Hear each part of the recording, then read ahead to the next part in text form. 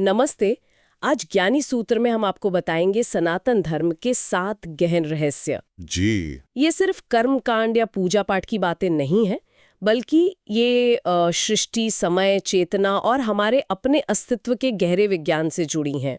बिल्कुल चलिए इन पर एक गहरी नजर डालते हैं। बिल्कुल। ये रहस्य असल में जीवन को और इस ब्रह्मांड को देखने का एक कह सकते हैं अनूठा नजरिया पेश करते हैं।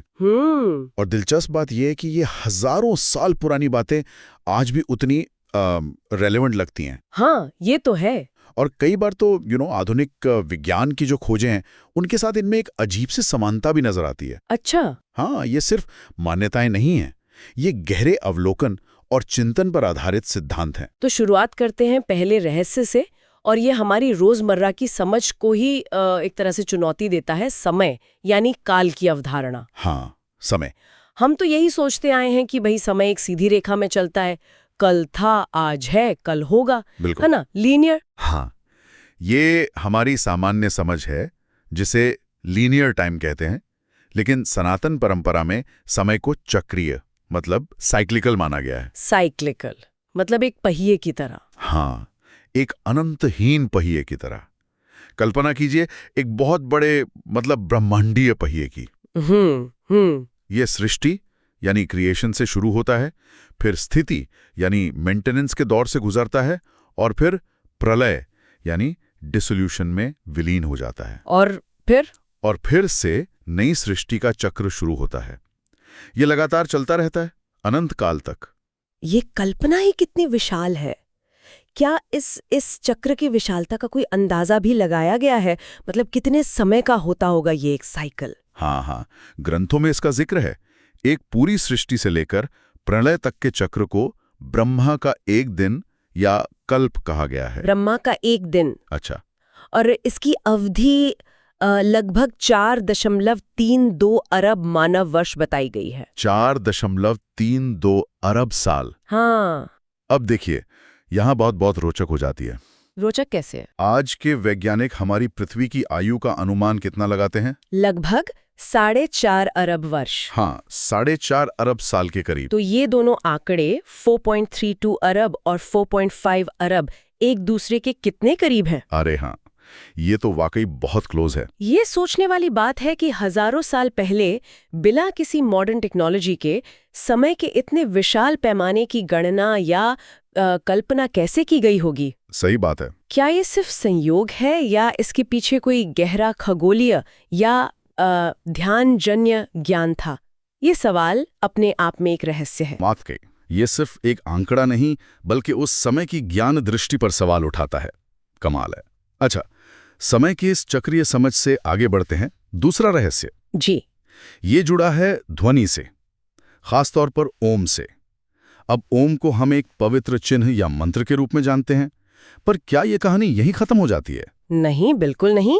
ओम को सिर्फ एक चिन्ह या शब्द मानना उसकी गहराई को कम आंकना होगा। तो क्या है ये फिर? इसे ब्रह्मांड की आदिम ध्वनि मतलब अनाहत नाद कहा गया है। अनाहत नाद यानी बिना किसी टक्कर या आघात के उत्पन्न होने वाली ध्वनि। वो मूल कंपन, वो पहली गूंज जिससे माना जाता है कि इस पूरी सृष्टि का विस्तार हुआ। यहाँ फिर मुझे देखिए आधुनिक विज्ञान की याद आ रही है। क्वांटम फिजिक्स भी तो यही कहती है कि फंडामेंटल लेवल पर सब कुछ एनर्जी और वाइब्रेशन ही है।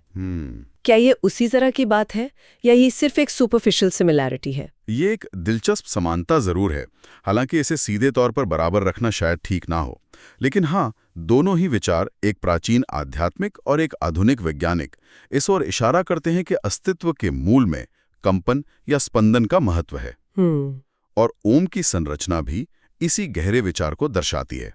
ये सिर्फ एक अक्षर नहीं, इसमें 3 ध्वनियां साफ हैं, अ, उ और म। हाँ, ये तो हम जानते हैं, अ, उ, म। इनका क्या विशेष अर्थ है? ये सिर्फ ध्वनियां नहीं, ये सृष्टि की प्रक्रिया के प्रतीक हैं। अ ध्वनि कंठ के सबसे निचले हिस्से से शुरू होती है। ये सृष्टि के आरंभ यानी बिगनिंग का प्रतीक है। अच्छा। उ ध्वनि मुंह के मध्य भाग में गूंजती है। ये स्थिति यानी कंटिन्यूएशन का प्रतीक है। ठीक है। और म ध्वनि होठों पर समाप्त होती है। ये विलय या प्रलय यानी डिसोल्यूशन का प्रतीक है। तो एक तरह से ओम की ध्वनि में ही सृष्टि का पूरा चक्र समाया हुआ है। वाह, मतलब ध्वनि के माध्यम से ही पूरी कॉस्मिक प्रोसेस का निरूपण। और क्या है इसमें? इससे भी गहरा स्तर है। ये 3 ध्वनियां हमारी चेतना की 3 मुख्य अवस्थाओं का भी प्रतिनिधित्व करती हैं। चेतना की अवस्थाएं जैसे? हमारी जागृत अवस्था मतलब वेकिंग कॉन्शियसनेस, उ स्वप्न अवस्था ड्रीमिंग कॉन्शियसनेस, और म सुषुप्ति यानी गहरी नींद की अवस्था डीप स्लीप कॉन्शियसनेस का प्रतीक है। ओह, जागृत, स्वप्न, सुषुप्ति। लेकिन ओम यहीं समाप्त नहीं होता। इन तीनों ध्वनियों के बाद जो मौन है, जो शांति है, हाँ, वो साइलेंस, उसे तुरीय अवस्था कहा गया है, चौथी अवस्था, जो इन तीनों से परे है, शुद्ध साक्षी चेतना की अवस्था। ये दिखाता है कि ध्वनि को सिर्फ कम्युनिकेशन का माध्यम नहीं, बल्कि चेतना की गहराइयों तक पहुंचने का एक तरह का मैप माना गया। अद्भुत। ध्वनि के इतने आयाम, कमाल है। चलिए, अब उस सिद्धांत पर आते हैं जिसे शायद सबसे ज्यादा लोग जानते हैं, लेकिन शायद पूरी गहराई से नहीं। जी। तीसरा रहस्य, कर्म का सिद्धांत। जी, कर्म। आमतौर पर इसे जैसा बोओगे वैसा काटोगे की तरह समझा जाता है, एक्शन रिएक्शन। पर आपने कहा था कि ये इससे कहीं ज्यादा सूक्ष्म है। हाँ, ये सिर्फ न्यूटन के तीसरे नियम जैसा कॉज एंड इफेक्ट नहीं है, हालांकि उसमें सच्चाई का अंश है। सनातन दर्शन कर्म को बहुत व्यापक और सूक्ष्म दृष्टि से देखता है। मुख्य रूप से 3 तरह के कर्म बताए गए हैं। 3 तरह के? कौन कौन से? पहला है संचित कर्म। अच्छा। इसे आप अपने सभी पिछले जन्मों के कर्मों का एक समझ लीजिए एक विशाल भंडार। अच्छा, जैसे एक कॉस्मिक बैंक अकाउंट? हाँ, कुछ वैसा ही। अच्छे बुरे हर तरह के कर्म जो आपने कभी भी किए हैं, उनका कुल जमा खाता। ठीक है, ये हुआ संचित। हाँ, फिर दूसरा है प्रारब्ध कर्म। प्रारब्ध? ये उस संचित कर्म के विशाल भंडार का एक छोटा सा हिस्सा है, जो इस वर्तमान जीवन में फल देने के लिए कह सकते हैं पक चुका है। ओह। यही हमारे इस जन्म की रूपरेखा, हमारी परिस्थितियां, सुख दुख, शारीरिक बनावट, यानी जिसे हम आम भाषा में भाग्य या डेस्टिनी कहते हैं, उसे तय करता है। तो इसका मतलब क्या हम पूरी तरह से अपने प्रारब्ध के कैदी हैं? मतलब जो भाग्य में लिखा है उसे भोगना ही पड़ेगा? क्या हमारे हाथ में कुछ नहीं है? यहीं पर कई लोग निराश हो जाते हैं। नहीं, यहीं पर तीसरा प्रकार आता है, और यही सबसे महत्वपूर्ण है, क्रियमाण कर्म। क्रियमाण कर्म, ये क्या है? ये वो कर्म हैं जो हम अभी इस क्षण में अपनी स्वतंत्र इच्छा यानी फ्री विल से कर रहे हैं। अभी जो हम कर रहे हैं? हाँ, हमारे विचार, हमारे निर्णय, हमारे कार्य, ये सब क्रियमाण कर्म है। इन कर्मों से हम न केवल अपने भविष्य के संचित कर्म बना रहे हैं, बल्कि सबसे जरूरी बात यह है कि हम अपने वर्तमान क्रियमाण कर्मों, विशेषकर सत्कर्म, ध्यान, योग, ज्ञान और सेवा जैसे कर्मों के द्वारा अपने प्रारब्ध कर्मों के फल को भी कुछ हद तक बदल सकते हैं। अच्छा, बदल सकते हैं। हाँ, या उसे सहन करने की अपनी क्षमता को विकसित कर सकते हैं। हम पूरी तरह बंधे हुए नहीं हैं। चुनाव की संभावना हमेशा बनी रहती है।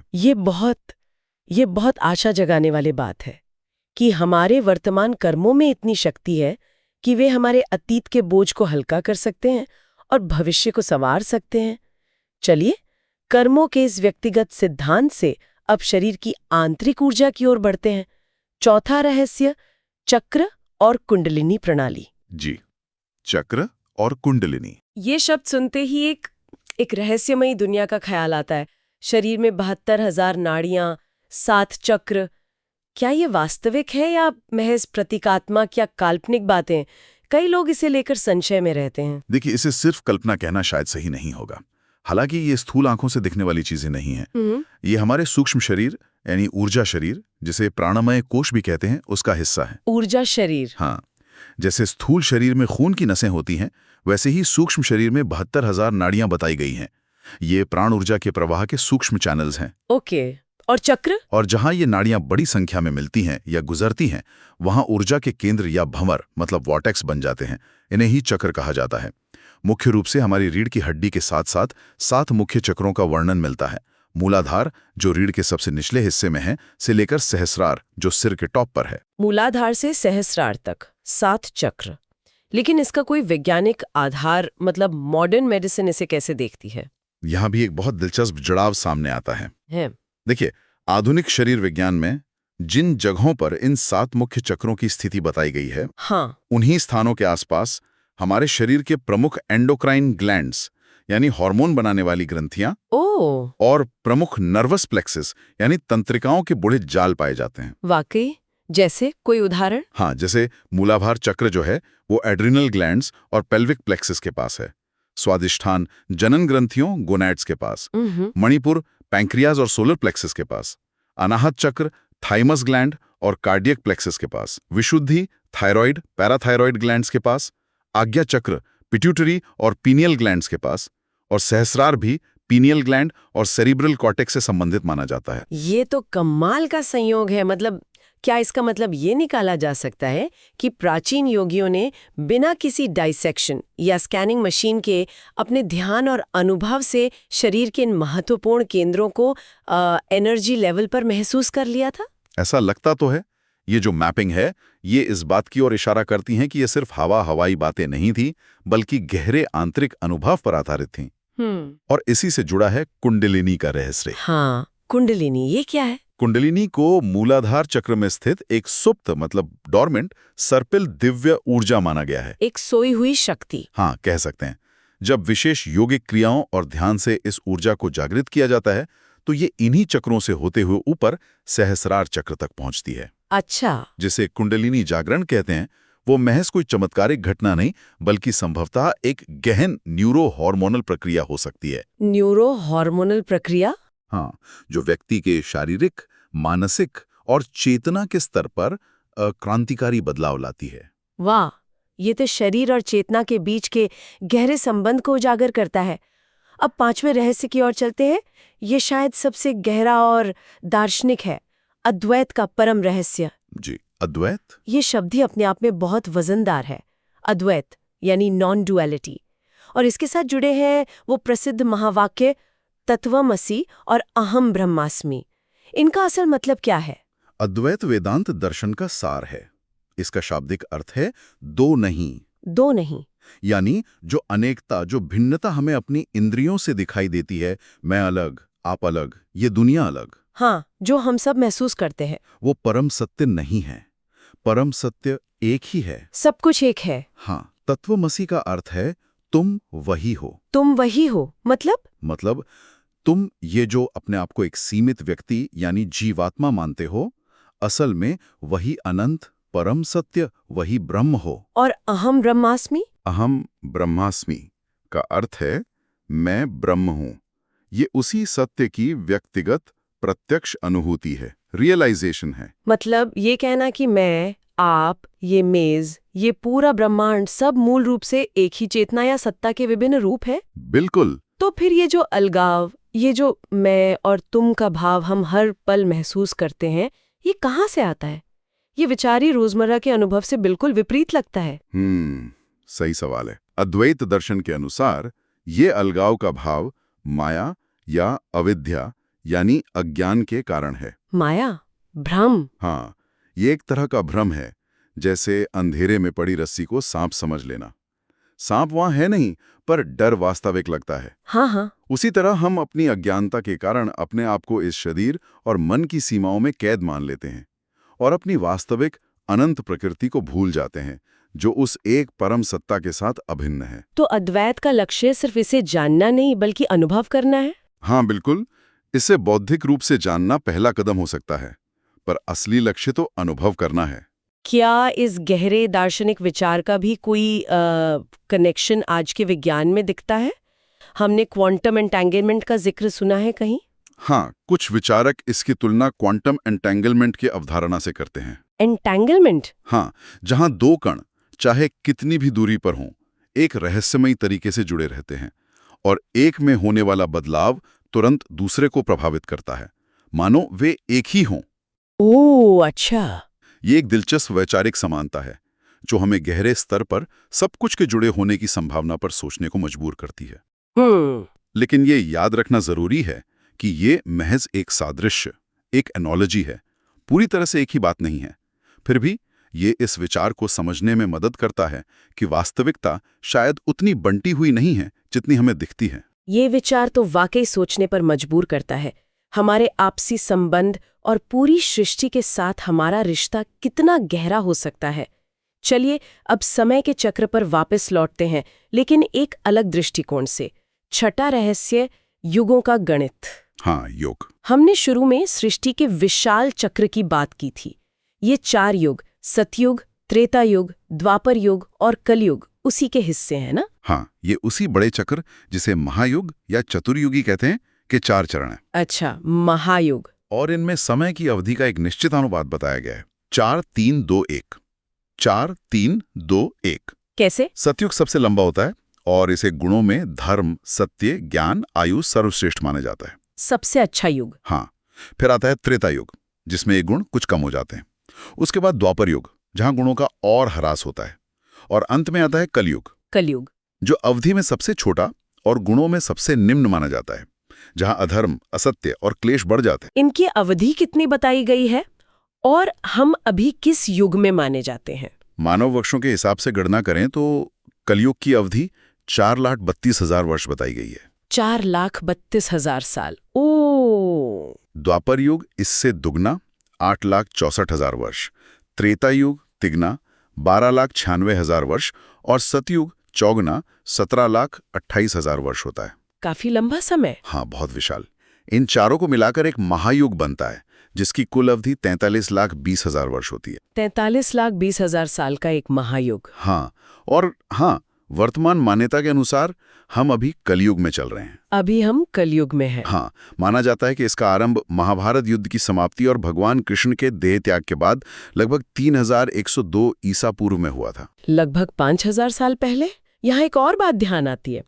दुनिया की कई महान प्राचीन सभ्यताएं जैसे सिंधु घाटी, मेसोपोटामिया, मिस्र, इनका भी उदय और विकास का महत्वपूर्ण चरण इसी कालखंड के आसपास दिखता है, लगभग 3,000 ईसा पूर्व। क्या ये महज संयोग है या युग परिवर्तन का इन घटना से कोई गहरा संबंध हो सकता है? ये एक बहुत ही रोचक अवलोकन है। क्या युग परिवर्तन जैसी कोई सूक्ष्म ऊर्जा या चेतना का बदलाव बड़े पैमाने पर मानव सभ्यता के विकास को प्रभावित करता है? देखिए, ये विशुद्ध रूप से अटकलों और शोध का विषय है, लेकिन ये संबंध सोचने लायक जरूर है। बिल्कुल। अब हम पहुंचते हैं 7वें और अंतिम रहस्य पर। ये प्रकृति के मूल स्वरूप से जुड़ा है, त्रिगुण सिद्धांत। हाँ, त्रिगुण।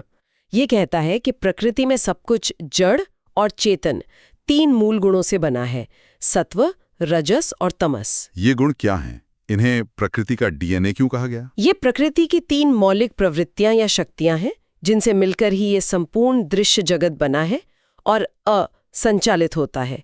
आप इन्हें सृष्टि के 3 फंडामेंटल फोर्सेस या मोड्स ऑफ ऑपरेशन समझ सकती हैं। अच्छा, 3 मौलिक शक्तियां कौन कौन सी? पहला है सत्व गुण। इसका अर्थ है संतुलन, पवित्रता, प्रकाश, ज्ञान, शांति, स्थिरता और सुख। ये ऊपर की ओर ले जाने वाला, हल्का और निर्मल गुण है। सत्व मतलब पॉजिटिव क्वालिटीज। हाँ, कह सकते हैं। फिर दूसरा है रजस गुण। रजस ये क्रिया, गति, ऊर्जा, जुनून, इच्छा, महत्वाकांक्षा, बेचैनी और दुख का प्रतीक है। यह हमें कर्म करने के लिए प्रेरित करता है, लेकिन इसमें अटैचमेंट और भटकाव भी होता है। ओके, एक्शन और पैशन वाला गुण। हाँ। और तीसरा है तमस गुण।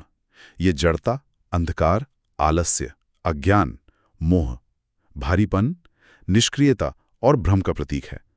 ये नीचे की ओर खींचने वाला, ढकने वाला गुण है। सत्व, रजस, तमस। तो क्या हर चीज में, हर इंसान में ये तीनों गुण होते हैं या कोई सिर्फ सात्विक या सिर्फ तामसिक हो सकता है? नहीं, भगवद गीता के अनुसार प्रकृति की कोई भी वस्तु या प्राणी इन तीनों गुणों से मुक्त नहीं है। हर चीज, हर व्यक्ति में ये तीनों गुण मौजूद होते हैं। सब में? हाँ, लेकिन उनका अनुपात, उनका प्रोपोर्शन अलग अलग होता है और बदलता भी रहता है। अच्छा, मतलब मिक्सचर होता है। हाँ, बिल्कुल। किसी में सत्वगुण प्रधान होता है तो वो व्यक्ति शांत, ज्ञानी, संतुलित और प्रसन्न रहता है। किसी में रजस प्रधान होता है तो वो अत्यधिक क्रियाशील, महत्वाकांक्षी, अशांत और इच्छाओं से प्रेरित होता है। और किसी में तमस प्रधान होता है तो वो आलसी, मूढ़, भ्रमित और निष्क्रिय होता है। यही गुणों का मिश्रण हमारा स्वभाव, व्यवहार, हमारी पसंद नापसंद, यहाँ तक कि हमारे भोजन के चुनाव को भी तय करता है। ये तो कुछ आधुनिक मनोविज्ञान के पर्सनैलिटी टाइप्स या स्वभाव के वर्गीकरण जैसा लगता है। हाँ, आप इसे प्राचीन भारतीय मनोविज्ञान का एक बहुत गहरा और व्यवहारिक मॉडल कह सकती हैं। इंटरेस्टिंग। और ये सिर्फ स्वभाव तक सीमित नहीं है। ये सिद्धांत कहता है कि हमारा भोजन सात्विक, राजसिक, तामसिक, हाँ, खाने की भी बात होती है। हमारे विचार, हमारी संगति, हमारे कर्म, ये सब इन गुणों से प्रभावित होते हैं और बदले में हमारे अंदर इन गुणों के संतुलन को भी प्रभावित करते हैं। तो ये थे सनातन धर्म के 7 गहन रहस्य, समय की चक्रीय धारणा से लेकर ब्रह्मांड की मूल ध्वनि ओम तक, कर्म के सूक्ष्म विधान से लेकर शरीर की ऊर्जा प्रणाली और चक्रों तक। जी, सब कुछ एक है कि अद्वैत सिद्धांत से लेकर युगों के गणित और प्रकृति के 3 गुणों तक। इन्हें समझने पर लगता है कि ये सिर्फ पूजा पाठ या आस्था का मामला नहीं, बल्कि ये जीवन, ब्रह्मांड और चेतना को समझने का एक पूरा विज्ञान, एक दर्शन और जीने की एक कला है। बिल्कुल सही कहा। ये रहस्य दिखाते हैं कि प्राचीन विचारकों ने बाहरी जगत के साथ साथ अपनी भीतर के दुनिया का कितना गहन अन्वेषण किया था। हाँ, ये इस बात से भी संकेत देते हैं कि जिसे हम आज आध्यात्मिकता कहते हैं और जिसे विज्ञान कहते हैं, वे शायद हमेशा से विरोधी नहीं रहे, बल्कि पूरक हो सकते हैं। हाँ, बल्कि एक ही सत्य तक पहुंचने के 2 अलग-अलग मार्ग या एक दूसरे के पूरक भी हो सकते हैं। ये प्राचीन ज्ञान आज भी हमें अपने अस्तित्व को और इस दुनिया को ज्यादा गहराई से समझने के लिए बहुत कुछ दे सकता है। और यहीं पर मुझे लगता है त्रिगुण सिद्धांत से जुड़ा एक विचार सोचने के लिए छोड़ा जा सकता है जी, कि अगर हमारा भोजन, हमारे विचार और हमारे कर्म हमारे अंदर सत्व, रजस और तमस के संतुलन को प्रभावित करते हैं, तो क्या हम सचेत रूप से, कॉन्शियसली अपने चुनावों द्वारा इस संतुलन को बदलकर अपने अंदर सत्व गुण को बढ़ाकर अपनी चेतना के स्तर को और अपने जीवन की गुणवत्ता को बेहतर बना सकते हैं? बहुत गहरा सवाल है। शायद इन रहस्यों का असली मकसद यही खोजना है। बिल्कुल। ओके, हमें उम्मीद है आज का सूत्र आपको पसंद आया। हमारे चैनल को सब्सक्राइब जरूर करें। जी। धन्यवाद।